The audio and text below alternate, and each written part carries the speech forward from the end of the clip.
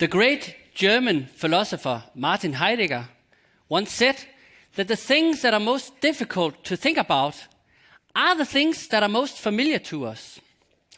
This applies very well to the topic of my talk today, because what I want you to do is reconsider money. So money is something that we all use every day. We use it to buy coffee, we use it to get paid for work, we use it to pay our bills, and most of the time we tend to take it for granted. Sometimes we may think about money. If we have no money or little money, we may worry about how to get some money. And if we have enough money, or even too much money, we may contemplate how to spend our money. However, in this familiarity with money, a very crucial question tends to get lost. And it is the question, how is money created? In order to understand the economy and in order to understand money in the economy, we need to start understanding that in our economy, we have two kinds of money. We have paper money and we have electronic money, which is the kind of money we use when we use this kind of device, a payment card. If we think of money in terms of our daily use, there doesn't seem to be much difference between the two kinds of money. They are denominated in the same currency. If you buy a cup of coffee, it costs the same, regardless of whether you pay with this one or this one. So the difference between the two seems to be merely a matter of convenience. If, however, we ask this question, how is money created? We see that there is indeed a crucial difference between the two kinds of money. Let's start with the easy one, this one. Paper money. Paper money is created by the central bank. We can read that on the banknote. If anyone else tries to create this kind of money, and if they get found out, they will go to jail for counterfeiting.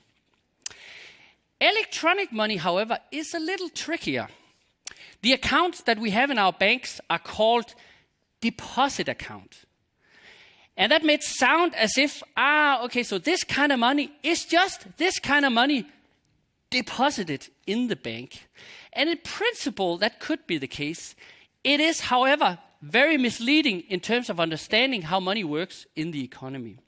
Because electronic money is created by commercial banks when they issue new loans. So how does this work? How do commercial banks create money? So imagine that I go into a bank and I get a loan of 1 million kroner. This loan will rarely be paid out in cash. So what really happens? Well, two things happen. The bank issues the loan and thereby records that now I owe the bank 1 million kroner. At the same time, they then credit my deposit account, which means that now the bank owes me 1 million kroner. The trick here is, however, that this account money can be used as money. In other words, it is money. So when I start spending my million kroner, I merely transfer money from my account in my bank to someone else's account in his or her bank. And in this process, the electronic money is not somehow transferred into paper money and then transferred back into electronic money. So essentially what happens when banks issue a loan of, say, 1 million kroner, they create 1 million kroner worth of new money. They simply add this to the total supply of money in the economy. So we've learned that we have two kinds of money. Paper money, created by the central bank, and electronic account money, created by commercial banks. If we look at the total money supply in Denmark or United Kingdom or the Eurozone or comparable economies, we see a similar pattern, which is that paper money makes up about 5% of the total money in circulation, whereas this kind of electronic account money makes up 95% of the total money supply. And that's not even counting the money that are stashed away in the Cayman Islands or elsewhere. So when we get excited about all these new ways, smart ways of paying for things, not only with plastic cards, but internet banking and smartphones, we have to remember that the price that we've paid for this convenience is that we have essentially privatized the creation of money in our society. So is this a problem? And if it is, why is it a problem? I believe that it is a problem, and I'm going to tell you why. The problem is not that banks are evil or bankers are greedy. The problem is that banks are banks. So this means that they are governed by certain incentives, which makes them create money in a way that is not always, you could even say rarely, in line with the overall needs of the economy. This has at least 3 very negative consequences. It creates inequality, it creates instability, it creates inequality, and it creates a concentration of power. So let's take the first one, instability. Banks' willingness to create new money and lend it into the economy depends on the overall cycles in the economy. So when the economy is booming, house prices are going up, stock prices are rising, the banks are very keen to create new money and lend it into the economy. This, however, has the effect of inflating the prices in the economy even more. So house prices go up even further and stock prices go up even further. And then we have bubbles, and as we know, ultimately these bubbles are going to burst, and we will have a crisis as the one we saw in 2008, and as all of the crises we've seen over the last 4 decades with regular intervals. And when these crises happen, the banks go into reverse. Then they become reluctant to create new money and lend it into the economy. And this in turn then contributes to a deflation of the prices. So house prices, which are already falling, will fall even more, and the same for stock prices. So in this situation, the banks actually worsen the crisis that is already going on. So, in other words, banks have an incentive structure for creating money when we don't need it and holding back when the economy actually needs money. We can compare this a little bit to an umbrella shop which sells umbrellas when the sun is shining, but then when it starts raining, the shop closes. Second problem, inequality. As we all know, when we borrow money, we have to pay interests. And we can think of interest as a kind of tax on money. So we pay this tax to the banks in order to participate in the economy. This form of money tax, however, works opposite of normal taxes. Because if you're rich, if you already have money, if you already have assets, you can borrow more money at a very low interest rate. If you have little money, however, you have to pay a high interest rate. So you have to pay a high tax, so to speak. And of course, if you're poor and you have no money at all, then you can't borrow anything. So to my mind, the way that money is created is a key explanation for not only for the inequality that we have in our societies, but also for why this inequality just keeps rising and rising and rising. And this growing inequality applies to individuals, but it also applies to countries. So we see some countries paying a high interest rate and thereby becoming poorer and poorer, and we see other countries getting richer and richer. The third point has to do with power.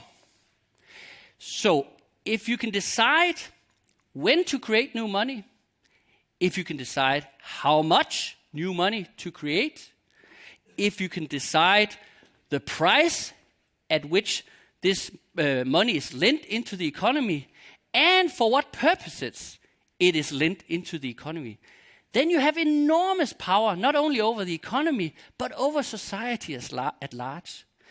So, by privatizing our money system, the creation of money, we have essentially handed over a very vital societal power to the financial sectors. I believe that's why many politicians today appear very impotent. It's because the crucial decisions, they're not made in parliament anyway. They're made in the boardroom of major private banking corporations. So the way that money is created today explains instability. Why do we have all these crises all the time? Inequality, and a concentration of power outside of democratic institutions. This may sound gloomy, perhaps because it is quite gloomy. The good news is, however, that there's a smart solution to this. Oops. Now, it may sound as if what we need is a revolution and an entirely new money system. However, I believe that much less can do. Because what we only need is an update of our existing system. Let's look at the paper money again. As I said before, this is created by the central bank. It has a monopoly on the creation of this kind of money. It decides when to create them, and it decides how much to create. And whatever profits from the creation of money goes to the government, who can then use them in the economy. It can lower taxes, it can increase social benefits, public investments, all kinds of good things. And this is indeed a good system. It's something that we all take for granted. We don't hear very many people say, "Oh yeah, let's have private corporations make paper money." We don't hear that. No, it's a good system. It does, however, have one problem. It hasn't kept up with the technological development. So if we want to make electronic payments today, we can't use this kind of central bank money. We have to rely on the money that is created by the commercial banks. We have to go through the commercial banks' account and their payment system.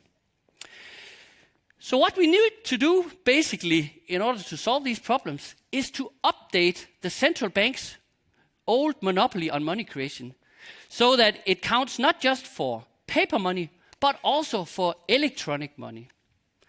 So that rather than commercial banks,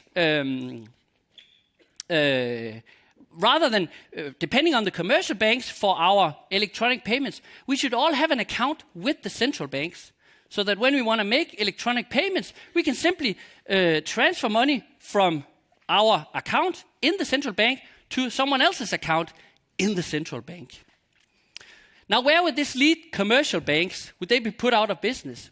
By no means, because their role would be what banks have done for centuries, and what they used to be good at, which is good old classical banking. They would take deposits of existing money and lend it to people who want to invest or spend or whatever they want to do with the money. So they should be sort of a link between people who wanted to save up and people who want to borrow. What they shouldn't do, however, is create new money. So this system is called a sovereign money system, because now the creation of money would be the monopoly of the sovereign state. So in the beginning, I asked you to reconsider money. And I want you to do this not just as a philosophical exercise, but also as a political reflection. So when was the last time you heard two politicians debating whether private corporations or the state should create all the money that we all have to depend on for our daily expenditures, to pay bills, to pay our taxes, and so forth? Never. Never. Because money creation and money reform, they are not part of the mainstream political agenda. No, these issues, they are reserved for technocrats in central banks at best, and CEOs of private banks at worst. So ordinary people have no business interfering in these matters. So what I hope that you will take away from this talk are two things. One, I hope you will take away the confidence that you can understand and form a qualified opinion about money and money creation. And secondly, I want you to feel that you have a democratic right to at least be part of the system, of the decision of who should create our money in the future. Thank you.